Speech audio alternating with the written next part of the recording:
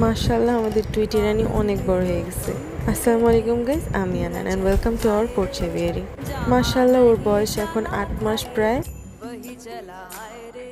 And or নাম হচ্ছে Tweety.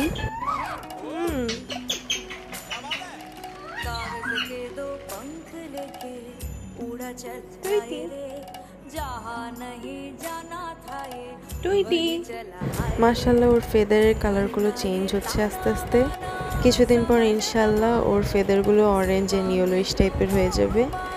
খুব সুন সেগুলো দেখতে পাবেন আপনারা। সব থেকে ডিফারেন্ট পাখি হচ্ছে এটা।